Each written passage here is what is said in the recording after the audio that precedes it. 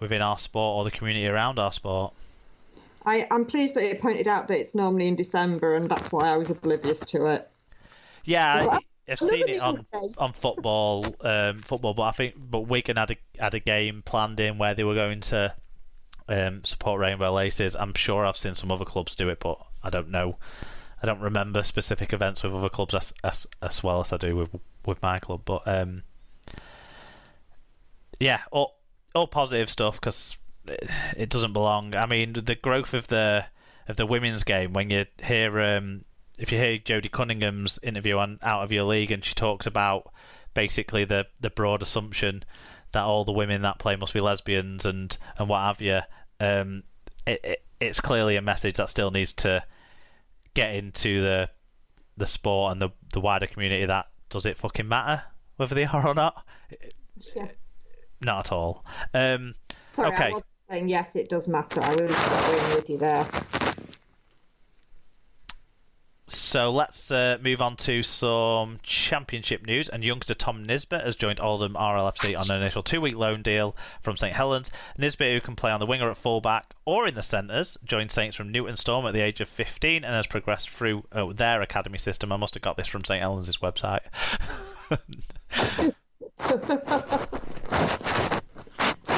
Ellis Robson was recalled by Warrington from his loan spell at Widnes this week and instead sent out on a loan deal to Bradford. And Bradford have also signed Hull FC winger Meaty Vulikadjapani on an initial 2-week loan deal. Fijian outside back Vulikadjapani, also known as Mitch, has joined the Black and Whites prior to the start of the 2021 season, having previously served in the British Army as a gunner in the 47 Regiment Royal Artillery. Yep. Gets him game time, doesn't it? I guess, Sarah, yeah, which is essential. Yeah. What are your initial views on Ratu 2, E? Not really seen enough of him to have an opinion.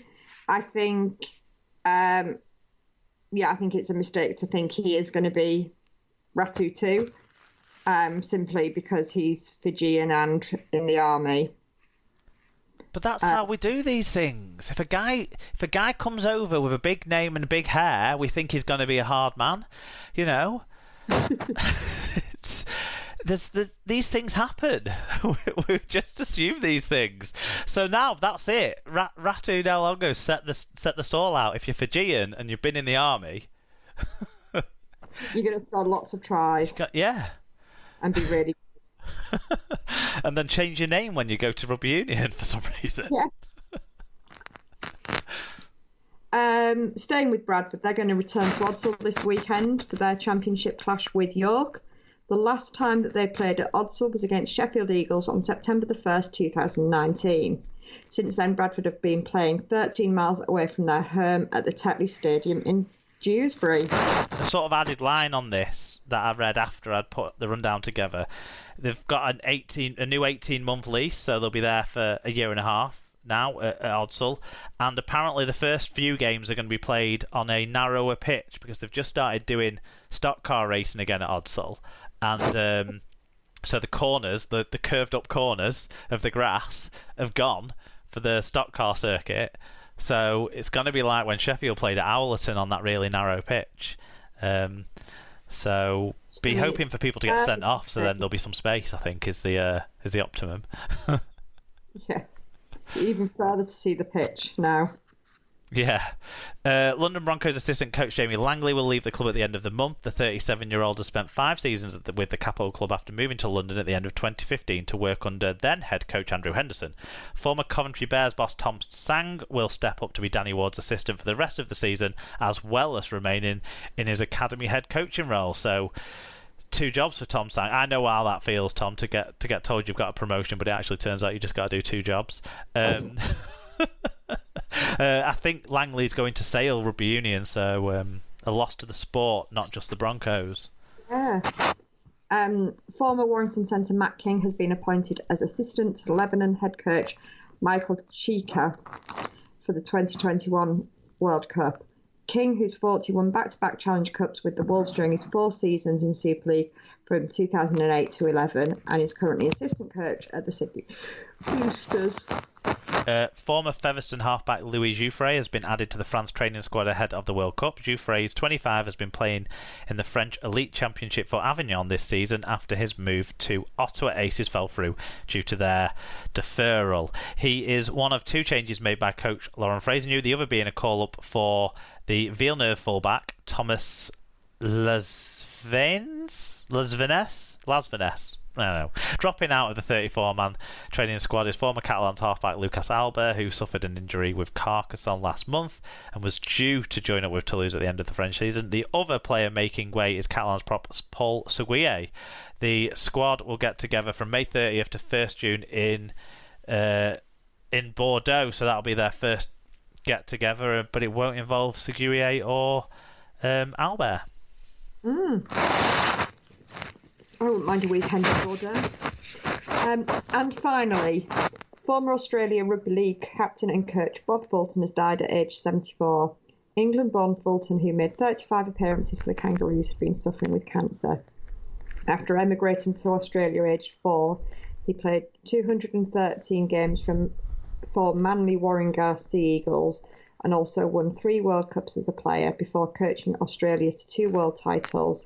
He was among the first group of players to be granted immortal status by Rugby League Week magazine in 1981. Yeah, one of the greatest of all time, and an influential coach as well as a very, very influential player. I never knew he was born in England. No. I knew he played in England for a spell, but I didn't realise he was born in England. So he should have been winning those World Cups in Great Britain colours. Yeah. So, but he'll be sadly missed in rugby league circles in Australia and beyond. So, our thoughts with his family and friends. Yeah, definitely. Okay, make sure you look out for the Google form over the next week to give us your fan views on the week's news. You'll find it in the episode blog post at superleaguepod.com. Thanks to those guys who got their views in on the big news story this week of the Academy licences. Shout out to BBC Sport Rugby League page, totalrl.com, loverugbyleague.com and seriousaboutRL.com who got some of the stories from this week as well for providing the stories for us to pass comment up on. So keep giving those pages clicks and support the work they're doing. Let's move on to our Super League match reviews.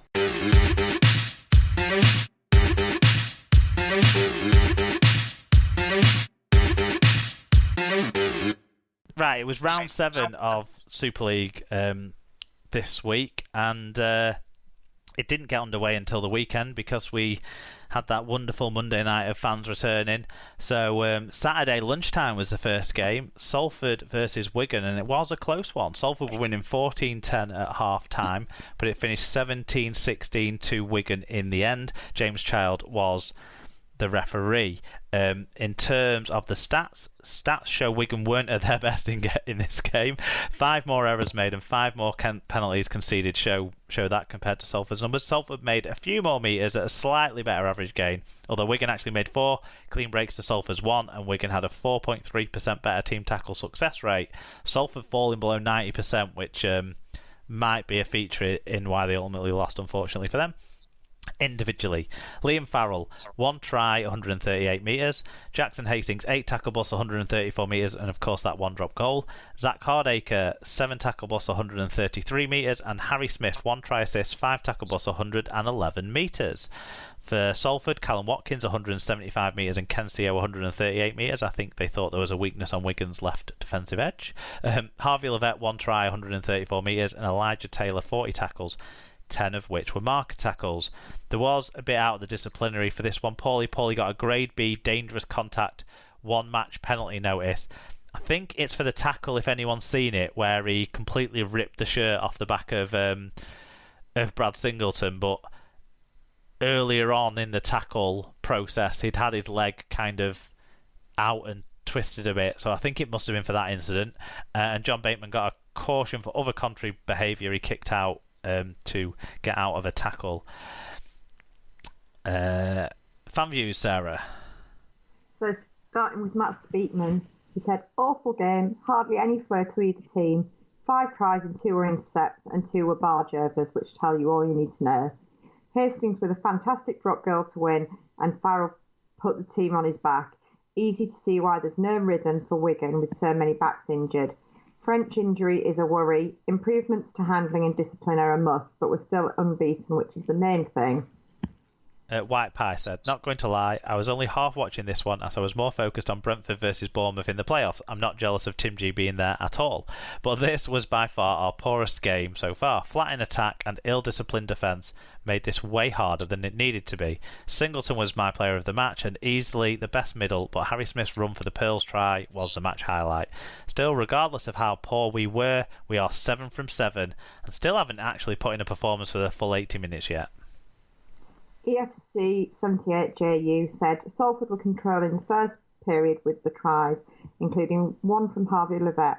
But let me speak facts about the second period, and the Wigan Warriors are the real champions of 2020. After St Helens defeat in the evening, and Wigan are a proper title challenging team and back-to-back League Leaders Shield winners if they keep playing like they are now. I mean, the only part of that's facts, I think, is that we're top of the league because, so if we keep winning games, we'll win the League Leaders Shield on that basis. Because I'd go with what Matt and Lee were saying, that this game wasn't very good and it wasn't a very good performance. I think the Salford fans thought this game was good. Sarah, you know how it is when we're fans of our own club. It's hard to see the other team's perspective necessarily, but I'll do my best to convey that first, because definitely in the first half Salford were the better side. They played more rugby, and they won collisions consistently, and then Wigan helped them as well by a big penalty count that they gave up, and a few errors as well by the Wigan side, who were not at their best. I think the fact that Salford only grabbed 2 tries, one of them a breakaway try and one of them I thought a preventable try, but if you're critical you think they're all preventable, but they took a few penalty goals, and that's, I don't know if they would have scored if they'd have kept going in those situations, because Wigan have got a good defence overall, but they didn't take advantage of being the much better side in the first half, Salford, and Wigan just carried the way through the game. There was a period in the second half where Wigan got level, and I just thought, well, I'd be shocked if Wigan lost it from here, because it's what I've seen all year, Wigan winning second halves and getting a victory through grit, through superior conditioning or what have you, and through just those little touches of class from world class players. I thought Farrell, Lee pulled him out there, was really good, and Matt mentioned him too actually. Singleton, as well as the 2 tries that he scored, he charged down a drop goal attempt from Salford, which was a pretty crucial play, and a little bit of luck on Wigan's side there that the charge down bounced along to a Wigan player to pick up and clear the trouble at that stage. But yeah, too many penalties from Wigan. Bevan French got injured, Sarah. He tried to take on the Salford side by running around them all, and he nearly got there, but then just didn't quite get there, got tackled, and somehow in the act of trying to stay in the field of play when he got tackled really close to the sideline, something's gone wrong there, and his hamstrings, he's pulled his hamstring or something, but apparently not as bad as first feared, so we'll see. As Joshua reminded me before we started recording, Wigan don't have a Challenge Cup semi-final, so if he misses next week against Catalans, it might mean that he's got time to get ready then for the next set of fixtures after Wigan have a week off. But without him in the side, Wigan don't look exciting. A lot of people pulled out that Esquire was quite exciting in this game. He got given the man of the match in the League Express, for example. I actually think Esquire was a huge part of why Salford lost this game, because he threw a forward pass that didn't need to be forward, that set up a try. Maybe a Wigan defender was getting in the way of it anyway, but it went forward into a Wigan defender, and eventually found its way to CO, but the forward had happened. He threw another pass aimlessly into touch when Salford were in decent position. In fact, he did that a couple of times.